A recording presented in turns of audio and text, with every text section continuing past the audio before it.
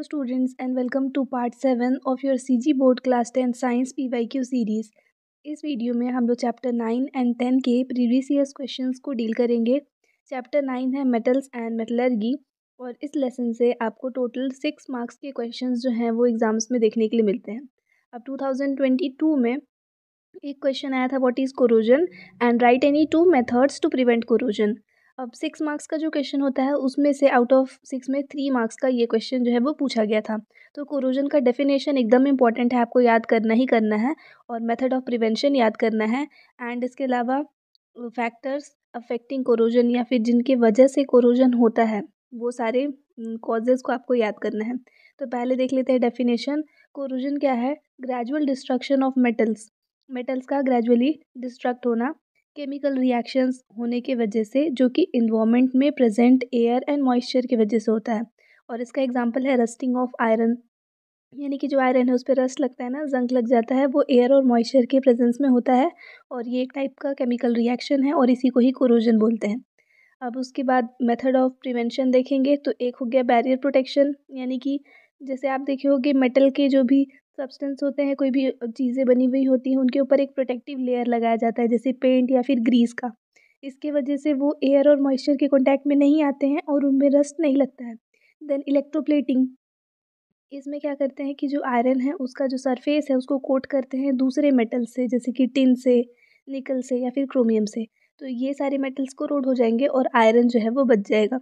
तो ये एक मेथड होता है। तो 2 मेथड्स आपसे पूछे गए थे और 3 मार्क्स का, तो एक 1 मार्क्स आपको डेफिनेशन के लिए एंड 1 मार्क्स दोनों मेथड्स को आपको मिल जाएंगे।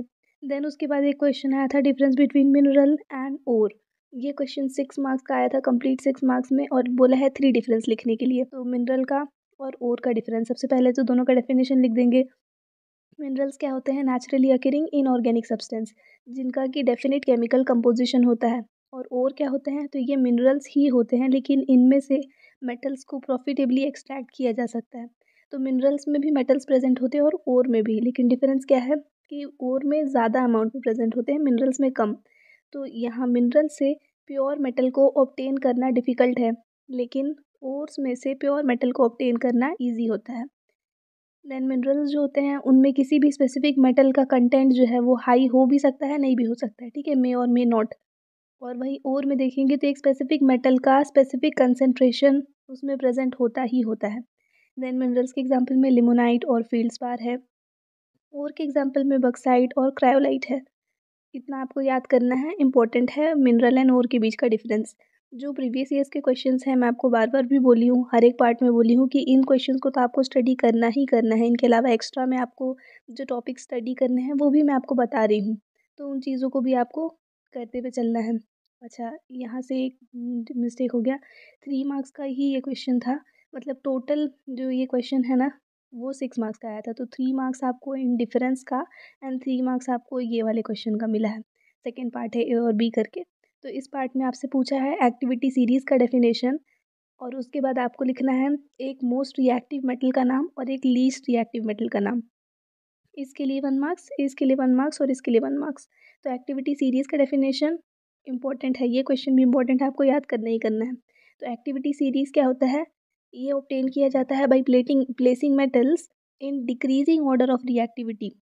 रिएक्टिविटी सीरीज़ मतलब एक्टिविटी सीरीज़ और रिएक्टिविटी सीरीज़ भी बोलते हैं। तो मेटल्स को उनके रिएक्टिविटी के बेसिस पे डिक्रीजिंग ऑर्डर में जब अरेंज करते हैं तो उसको हम लोग बोलते हैं एक्टिविटी सीरीज़।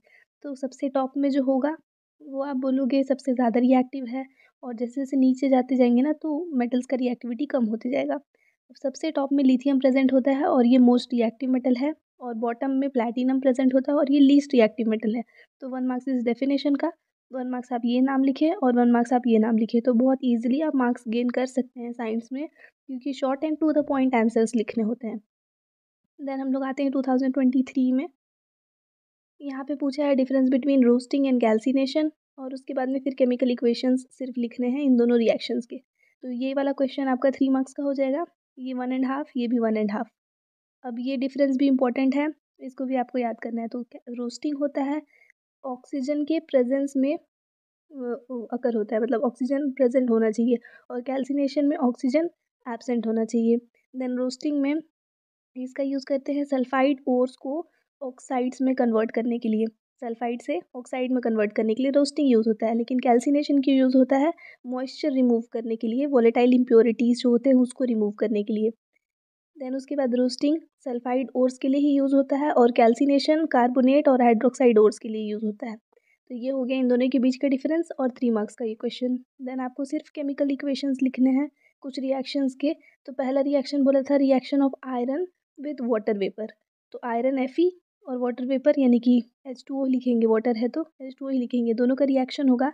आप याद रखना मेटल और वाटर रिएक्ट करेगा तो मेटल का ऑक्साइड बनता है और हाइड्रोजन गैस रिलीज होता है। ये हम लोग एसिड बेस वाले चैप्टर में भी पढ़े हैं। देन उसके बाद में फिर reaction of calcium with water, तो ये भी मेटल और ये वाला आपका वाटर। अब इसका ऑक्साइड बनेगा तो इसका हाइड्रोक्साइड फॉर्म हुआ है, कैल्शियम हाइड्रोक्साइड, और सेम वही हाइड्रोजन गैस जो है वो रिलीज होता है। तो ये इक्वेशंस ही सिर्फ लिखने थे, 1.5 मार्क्स का एक एक इक्वेशन आया है। देन उसके बाद और करके आपसे क्वेश्चन पूछा है यहाँ पे, कंप्लीट द फॉलोइंग रिएक्शंस। तो 6 मार्क्स के क्वेश्चन में एक पार्ट ये था, 3 मार्क्स का आया था, तो ये भी 1.5 का ही है। ये और इजी है क्योंकि आपको हाफ रिएक्शन दिया है, इसको कंप्लीट करना है। तो नाइट्रोजन एंड हाइड्रोजन कंबाइन होकर हम हमेशा अमोनिया बनाते हैं, इसको हेबर्स प्रोसेस बोलते हैं, पढ़े हो ये वाला। तो ये यहाँ पे हो गया आपका। और नेक्स्ट है जिंक और सोडियम हाइड्रोक्साइड, मेटल और बेस का रिएक्शन।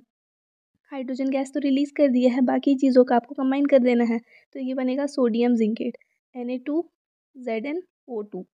देन उसके बाद आते हैं हम लोग 2024 के क्वेश्चंस में। यहाँ पे भी वही पूछा है कोरोजन और उसके बाद 2 फैक्टर्स अफेक्टिंग इट, 3 मार्क्स का ये हो जाएगा। देन पूछा है व्हाट इज एलॉय और नेम यूजेस ऑफ 2 एलॉयस, ये भी इंपॉर्टेंट है, तो ये भी आपका 3 मार्क्स का। तो एलॉय का डेफिनेशन लिखेंगे वहाँ 1 मार्क्स और नेम्स एंड यूजेस लिखेंगे 2 डिफरेंट एलॉयस का, तो फर्स्ट के लिए 1 और दूसरा लिखेंगे तो फिर उसका 1 मार्क्स। ये रिपीटेड क्वेश्चन है 2008 में, 9 में, 10 में, देन 12, 13, 14 एंड देन 2024 में आपको देखने के लिए मिला। तो इम्पोर्टेंट है, एलॉयज़ भी हम लोग याद करेंगे इस लेसन से। पहले कोरोजन का ही सेम वही डेफिनेशन यहाँ पे भी है, जो इससे पहले वाले जो क्वेश्चन देखे थे 22 वाला उसमें लिखे थे, वही डेफिनेशन है। देन 2 फैक्टर्स अफेक्टिंग कोरोजन, तो पहला है मॉइस्चर, यानी कि वाटर या फिर ह्यूमिडिटी अगर प्रेजेंट हो तो वो एक्सेलरेट करता है कोरोजन को, जिसकी वजह से इलेक्ट्रोकेमिकल रिएक्शंस जो है वो होते हैं। देन प्रेजेंस ऑफ इम्प्योरिटीज़, अगर मेटल जो है उसमें इम्प्योरिटीज़ प्रेजेंट है या फिर इन्वायरमेंट में इम्प्योरिटीज़ है जैसे सॉल्ट या एसिड वगैरह प्रेजेंट है, तो कोरोजन का प्रोसेस जो है वो उससे स्पीड अप हो जाता है। देन अब एलॉयस वाले क्वेश्चंस पे आते हैं। तो एलॉय का डेफिनेशन, तो एलॉय क्या है? होमोजेनस मिक्सचर ऑफ 2 और मोर मेटल्स या फिर नॉन मेटल्स, और मतलब या तो 2 मेटल्स मिक्स कर सकते हैं या फिर मेटल और नॉन मेटल मिक्स कर सकते हैं, तो एलॉय बनता है। नाउ इसके 2 एलॉयस, तो जैसे ब्रास और ब्रॉन्ज, ब्रास कॉपर और जिंक का बना हुआ होता है, ब्रॉन्ज कॉपर और टिन का बना हुआ होता है। अब ये आप कैसे याद करोगे? कॉपर तो दोनों में है, जिंक और टिन का बस कन्फ्यूजन है। ब्रॉन्ज में जेड यूज़ हो रहा है ना, जेड आपको यहाँ इसमें दे देना है ब्रास में, और इसमें एस यूज़ हो रहा है ना, तो एस वाला ये जो टिन है वो आपको यहाँ दे देना है ब्रोंज में, तो जस्ट अपोजिट करके आप याद करना। तो कॉपर तो दोनों में है, बस जिंक और टिन याद करना कि किस में क्या था। अब यूजेस की बात है तो आपको पता ही है कि ब्रॉन्ज के मेडल्स दिए जाते हैं ना, जैसे फर्स्ट सेकेंड थर्ड पोजीशन बोलते हैं, तो पहले gold silver and then bronze medals. तो याद रखना कि मेडल्स बनाने में, स्टैचूज़ बनाने में और कॉइन्स बनाने में ब्रॉन्ज काम आता है। और ब्रास जो है वो डेकोरेटिव आइटम्स बनाने में काम आता है या फिर म्यूज़िकल इंस्ट्रूमेंट्स बनाने में काम आता है। तो ऐसे करके आपको इनके यूजेस याद करने हैं। यहाँ पे हो जाता है आपके चैप्टर 9 का क्वेश्चन। चैप्टर 9 में इसके अलावा आपको पढ़ना है कंसंट्रेशन ऑफ ओर, जिसकी जैसे कि ग्रेविटी सेपरेशन मेथड है, मैग्नेटिक सेपरेशन मेथड है, फ्लोटेशन मेथड है, तो ये आपको याद करना है। और इसके अलावा आपको ब्लास्ट फर्नेस का जो डायग्राम दिया हुआ है आपके बुक में है, उसको अच्छे से स्टडी करना है। ये 2 टॉपिक मेरे साइड से एंड बाकी जो प्रीवियस ईयर्स के क्वेश्चंस देखे इतने, तो इससे आपका चैप्टर 9 जो है वो कम्प्लीटली प्रिपेयर हो जाएगा। देन आते हैं चैप्टर 10 में, जो है light reflection and refraction from plane surface. यहाँ पे 2022 का क्वेश्चन, अच्छा हाँ, इस लेसन से आपको टोटल 8 मार्क्स के क्वेश्चंस देखने के लिए मिलते हैं। जैसे चैप्टर 9 से आपको 6 मार्क्स के मिले हैं, तो यहाँ से आपको 8 मार्क्स का क्वेश्चन मिलेगा। एक क्वेश्चन आता है 5 मार्क्स का प्लस एक क्वेश्चन आता है 3 मार्क्स का। ये रिपीटेड पैटर्न जो अभी तक चलता आ रहा है उसके अकॉर्डिंग मैं बता रही हूँ आपको। अब यहाँ पे देखेंगे फर्स्ट क्वेश्चन पूछा है, एक लाइट एंटर होता है एयर से ग्लास में और उस लाइट का रिफ्रैक्टिव इंडेक्स दिया है 1.50। आपको फाइंड करना है speed of light in glass. अब इससे आपको रिफ्रैक्टिव इंडेक्स का फॉर्मूला याद रखना है, n = c/v, जहाँ पे c होता है speed of light in vacuum और v होता है speed of light in a particular medium, जो भी दिया हुआ है आपको, जैसे यहाँ पे ग्लास दिया हुआ है।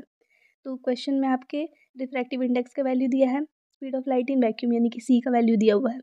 आपको निकालना है इन मीडियम यानी कि ग्लास में v का वैल्यू फाइंड करना है। तो हम लोग इक्वेशन रखेंगे, तो v इक्वल्स टू c/n, इसी को बस थोड़ा सा रीअरेंज करेंगे तो ये आ गया। वैल्यूज़ पुट करो और उसके बाद सॉल्व करेंगे तो दिख रहा है आपको ये 3 है और ये 1.5 है। 1.5 से 3 को डिवाइड करेंगे तो 2 आएगा और ये इंटू 10⁸ सिंपल कैलकुलेशन भी है, ऐसा भी नहीं है कि आपको बहुत ज़्यादा कैलकुलेट करना पड़ेगा, तो ज़्यादा टाइम नहीं लगता है। एंड सोचो इस क्वेश्चन के लिए आपको 3 मार्क्स मिल रहा है। मुश्किल से 1 मिनट लगेगा इसको सॉल्व करने के लिए, अगर आपको फार्मूला याद है तो। और ये फार्मूला एकदम याद करना ही करना है, क्योंकि ये क्वेश्चंस रिपीट होते हैं, मतलब आपका यहाँ पे स्टेटमेंट चेंज हो जाएगा, नंबर्स चेंज हो जाएंगे, लेकिन जो कॉन्सेप्ट लग रहा है वो वही रहेगा। एक बार और फिर यही क्वेश्चन 3 मार्क्स में। रिफ्रैक्टिव इंडेक्स दिया है 4/3 और आपको स्पीड ऑफ लाइट निकालना है वाटर में। अब यहाँ पे एक चीज़ याद रखना, रिफ्रैक्टिव इंडेक्स 4.3 है, तो हम लोग अगर उसको डिवाइड कर दें तो 1.33 हो जाएगा। नहीं भी करोगे डिवाइड तो आगे जाके करना ही है। और speed of light in vacuum अगर नहीं दिया है, जैसे यहाँ पे वाटर का पूछ रहा है लेकिन वैक्यूम का नहीं दिया है, तो वैक्यूम का याद कर ही लो, 3 × 10⁸ फिक्स है ये, जो पीछे अभी इस क्वेश्चन में भी हम लोग यूज़ किए थे, तो ये फिक्स्ड वैल्यू है।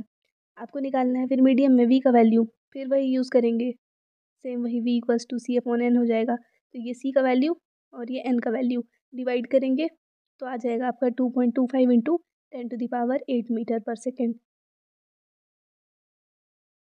नेक्स्ट क्वेश्चन आया है फिर यहाँ पे, एक फिश है, वो दिखता है आपको कि 75 सेंटीमीटर डेप्थ में वो है from the surface of the pond, और उसके बाद आपको फाइंड करना है उसका एक्चुअल डेप्थ, क्योंकि अभी वो दिख रहा है कि इस जगह पे वो है, तो ये इसका वर्चुअल डेप्थ दिया हुआ है, एक्चुअल डेप्थ फाइंड करना है। और रिफ्रैक्टिव इंडेक्स दिया है वाटर का 4/3। ये वैल्यूज़ भी फिक्स्ड ही हैं, लेकिन आपको क्वेश्चंस में दिए जाते हैं तो वहाँ से बन जाएगा। अब यानी कि आपको एक्चुअल डेप्थ निकालना है फिश का, तो उसके लिए हम लोग को रिलेशनशिप देखना पड़ेगा between apparent depth and actual depth, मतलब वर्चुअल डेप्थ और एक्चुअल डेप्थ का आपको रिलेशनशिप देखना पड़ेगा।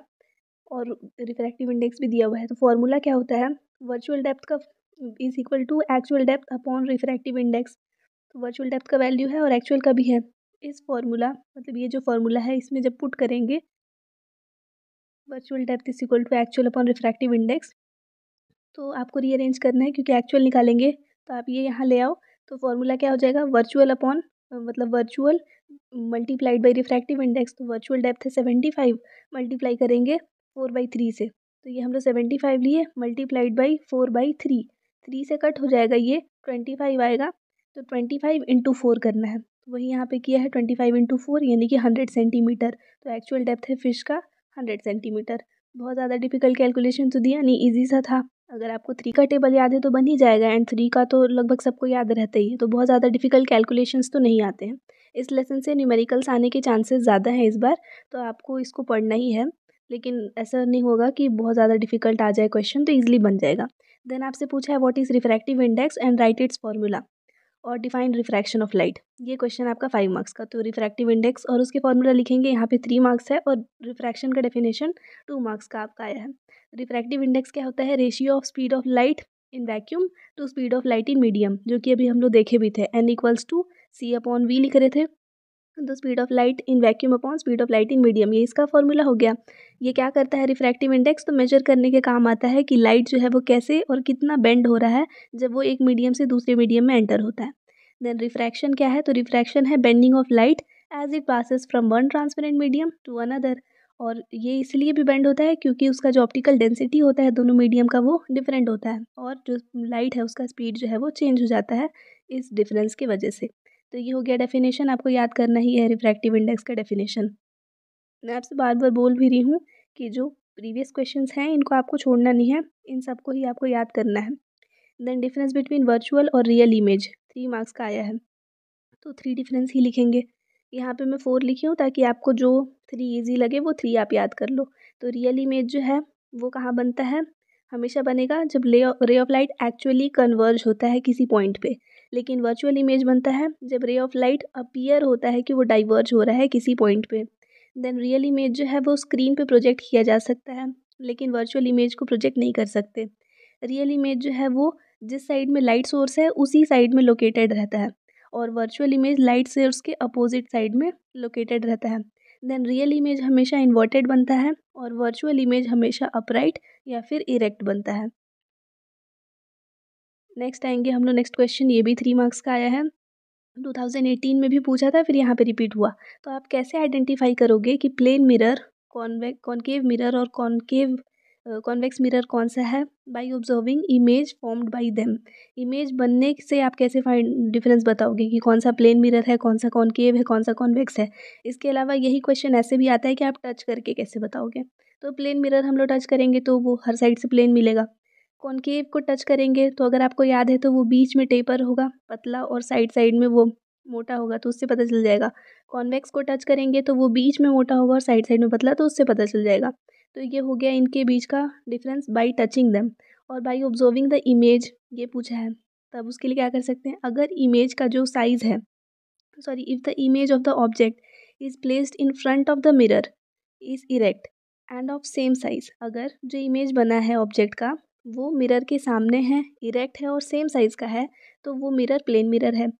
अगर जो इमेज बना है ऑब्जेक्ट का वो इरेक्ट है लेकिन बड़े साइज़ का है और इन्वर्टेड है या फिर स्मॉल साइज़ का है, ठीक है, या तो इरेक्ट और लार्ज साइज़ या फिर इन्वर्टेड और स्मॉलर साइज़ का, तो वो कॉनकेव मिरर है।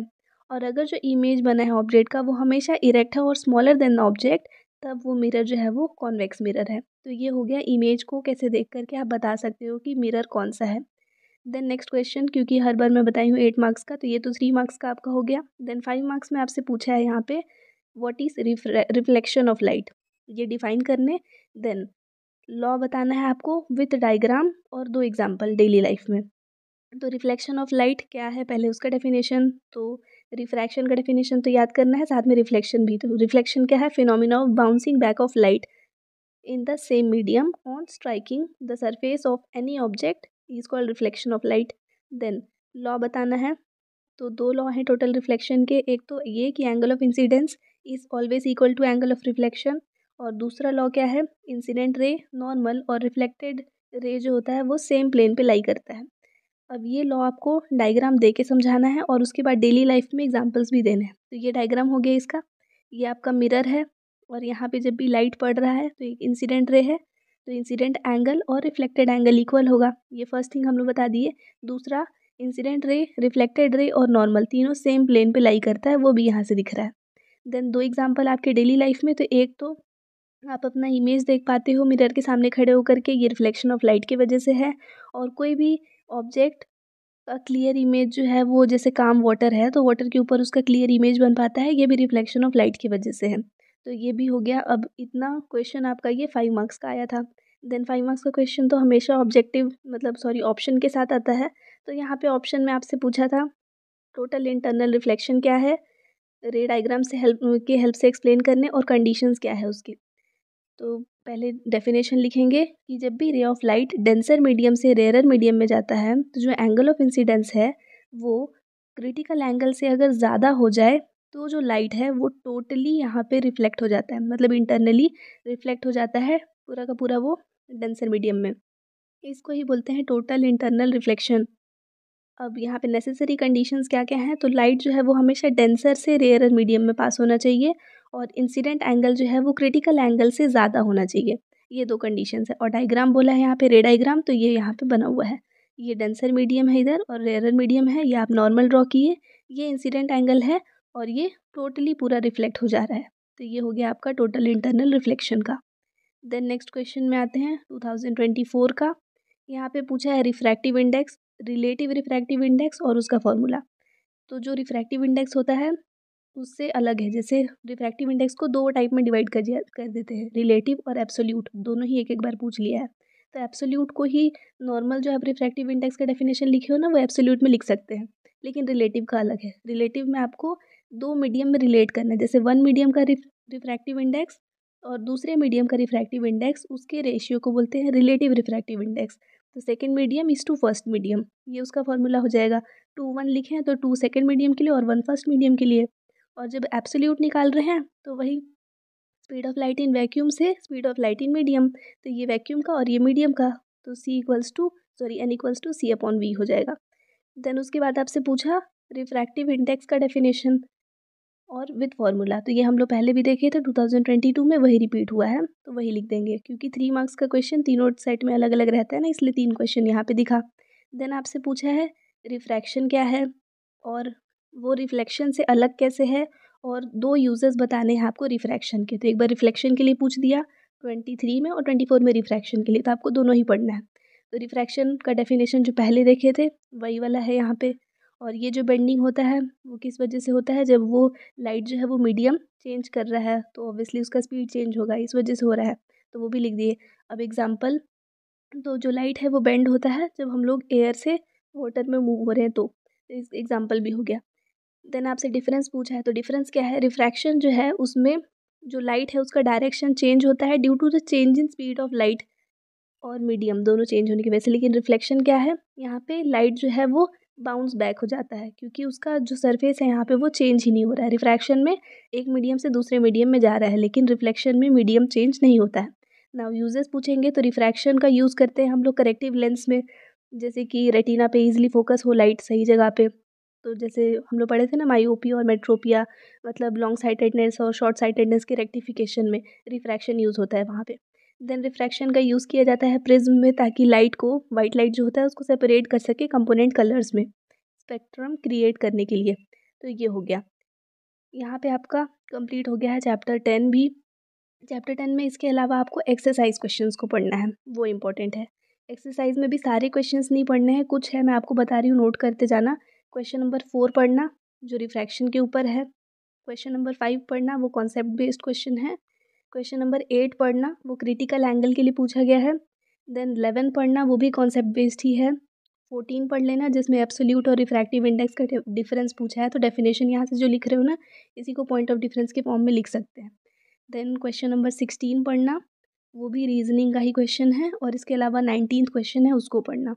तो इतने क्वेश्चंस आपको पढ़ने हैं, सारे नहीं पढ़ने हैं, इतना भी काफ़ी है वैसे, लेकिन 8 मार्क्स का है तो ऑब्वियस है ना कि आपको ज़्यादा पढ़ना पड़ेगा। तो फिर आपका चैप्टर 10 भी कंप्लीट हो जाएगा। अब नेक्स्ट वीडियो में हम लोग चैप्टर 11, 12, 13 सब एक साथ डील करेंगे। वो वीडियो फिलहाल आपको स्क्रीन पे डिस्प्ले हो रहा होगा, आप यहाँ पे क्लिक करके देख सकते हो। हमसे कनेक्टेड रहना चाहते हैं तो हमारे टेलीग्राम चैनल का लिंक डिस्क्रिप्शन में है, उसको ज्वाइन कर सकते हैं। Thanks for watching, and please do subscribe if you are new to our channel, and if you want to stay connected with us, then join the Telegram link given in description.